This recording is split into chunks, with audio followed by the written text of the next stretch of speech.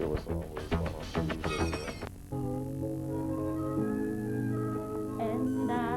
Tuesday. Sexually harassed by a female superior? A New Jersey jury certainly thought so. Here's Action News correspondent Rose Tabayan with a story. There were numerous incidents of a sexual nature, retaliation. Robert Lockley says that for 9 years he was the subject of taunts and sexual harassment that made coming to work unbearable.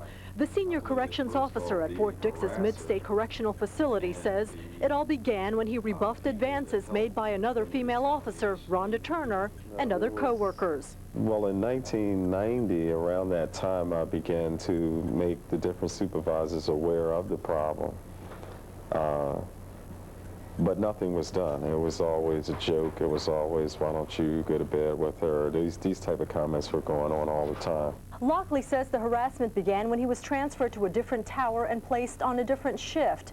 After tolerating years of verbal and sexual abuse from the women, in 1993 he filed a formal complaint. An investigation of Lockley's complaint to the state's Department of Corrections found probable cause to believe that Officer Lockley was sexually harassed by Officer Turner. After a 3-week trial, a 3-man, 3-woman jury found in favor of Lockley and awarded him $3.75 million in compensatory and punitive damages. I think the jury's verdict reflects the outrage they had for the disgusting, filthy behavior that senior management at the Department of Corrections allowed to continue. Lockley and his harassers continue to work side by side. He says the harassment continues as well. In Willingboro, New Jersey, Rose Tabayan, Channel 6 Action News. Here is Robert Lockley, accompanied by his wife, Sheryl. Welcome to both of you. It's nice to have you. Thank you. Why did you take it for 9 years and then come out and say, I can't take it anymore? Well, basically in 1990 it began. I tried to handle the situation internally through the institution dealing with my supervisors. In 1993 I decided at that point that after going through this for 3 years and it was a daily situation, I had to do something else. Therefore, I filed an appeal internally through the Department of Corrections, and an investigation was done, and they found that, yes, in fact, I was sexually harassed. Now, you're in management yourself, right? No, sir, I'm a senior corrections You're a senior officer. Corrections officer, okay. And that means what? You've been on the job for a significant number of years? Yeah, just about 15 years now. Okay, fine. By the way, we would really like to get you in on this. When people think of sexual harassment, 99 times out of 100, they think of a man making a woman's life unbearable. Right. So did you have that obstacle to overcome when you filed your complaint? Oh, without a doubt I did, but that never occurred to me that I couldn't overcome what I had to overcome to get the situation taken care of. Robert, give me an idea of what she was saying. Basically, it was sexual taunts, talking about my manhood, possibly being sexually inept, homosexual, taunts of this nature on a daily basis that I had to deal with every day. Do you have any idea why? Well, this was basically an infatuation and flirtation going wrong. I was aware of this woman being interested in me, but she wouldn't take no for an answer, so therefore I had to do what I had to do to get the situation taken care of. So in the meantime, Sheryl, what's going on at home? When Robert's going through all this, what's going on at home? What's going on at home? Robert is withdrawing. He's so intensely trying to deal with the situation on the job that our home life has suffered, and it was completely neglected. Do you have any children? Yes, we have 2 children. And how do the kids react to all this? We tried to keep the situation from them. They were a little younger at the time, but they noticed he was not involved in their daily lives. How did you explain to the kids what's wrong with Daddy? Well, we would just say Daddy wasn't feeling well, and you know, he would remove himself to another part of the house, and we would just try to continue with our daily activities.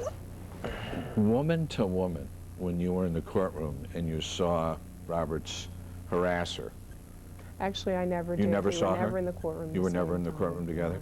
But as a woman yourself, and you work, ironically enough, you also work for the state of New Jersey. Yes. As a woman yourself, are you shocked the degree to which supposedly they let this go before dealing with it? I mean, even after the jury came in with a verdict, they still had him working with that supervisor, correct? Yes, I feel that Robert is a trailblazer. He is breaking new ground. Traditionally, women are the individuals who are harassed. So people are looking at this in a different way. They are feeling new feelings about this, and I think he is going to be one of the first to break new ground and have new legislation done. Okay, Sheryl, thank you. Robert's going to stay with us, and we're also going to have a couple of attorneys. One lawyer who says this case should never have gone to court meets Robert's lawyer face to face. What do you think? Call us at 1-800-916-2676. We'd like to hear from you. Don't go away. He got Oprah. Welcome back. You've heard the case of New Jersey prison guard Robert Lockley. Do you think that men can be harassed to the tune of $3.75 million? Christopher Murphy, who's an attorney at law with Harvey, Pennington, Cabot, Griffith, and Ranison, doesn't. As a matter of fact, he wonders how the case ever came to trial at all. Mr. Lockley's lawyer, who you just saw a moment ago, Dan Fleming, clearly disagrees. He is with Wong, Tsai, and Fleming, and of course Robert Lockley stays with us. Why do you think this should not have come to court at all? Well, Wally, I really have two problems with what happened. The first is that the fact that the case got to the jury at all. Mr. Lockley, I can't justify or explain what happened to him in the workplace, but the fact that his case went to a jury, in my opinion, is an unwarranted expansion of what the civil rights laws were originally intended to do. And that was he supposed to take it? No, and in fact, I don't believe that he did take it. I think he complained internally, and those internal complaints were handled in some fashion. But they weren't handled.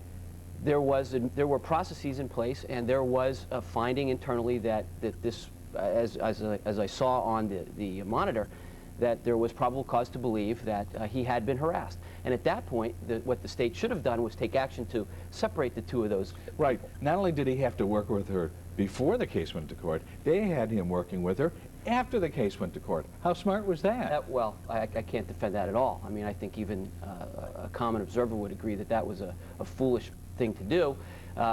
The point is, the basic point is that the state, once it had found that there was probable cause, should have acted promptly, and this case would have never gone to a jury. Okay, good point. Mr. Fleming, how much of the $3.75 million that the jury chose to award your client is stupidity on the part of the state? Well, there was a lot of stupidity by the state in the way they handled this case, because this really was a textbook example on how not to handle sexual harassment in the workplace. The jury's verdict actually reflected two things, Wally. First of all, this went on for 9 years. 9 years of sexual harassment, retaliation, and a hostile work environment. That's what the $750,000 in compensatory damages reflected.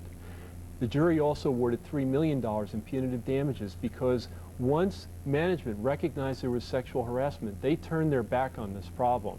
They allowed this woman, as you mentioned, to continue working there. And the jury, quite frankly, was outraged that this could go on for 9 years, even when management knew about it. Does this woman still have a job? She's still working. Was she disciplined? Never disciplined, never counseled, never even told to knock it off, Wally. How much does that take you off? I mean, when you get right down to it, the money in all the court verdicts aside, how much does that take you off? Well, this isn't about money. This is about peace at my institution. And to have this person still be free of any type of discipline at all shows me that the state is sending a message that they will tolerate sexual harassment. Okay, let's go to the phones. First, Damon, hi. Thanks for holding. Good morning, Wally. How you doing? Good. My comment is just that I want to commend Mr. Lockley for what he did. Thank you. As far as him taking it as far as he did, but for 9 years to go through that, I think is an atrocity, because I feel as though as a society, when you see that a person has to endure so much, I guess, negative feelings towards him, like sexual pressure, and then for it to turn around and continue to go on after the fact, it's to me it's just appalling. I don't see how it was let go on. I can't understand it. Yeah, how do you justify it? I don't know how you justify it. I mean, all I can say is that, you know, I guess like his attorney was saying, it's sending a message out saying that we're gonna accept it, and we're gonna stick by, no matter in the wrong or right, we're gonna stick by our employees, whether they're wrong or right, which is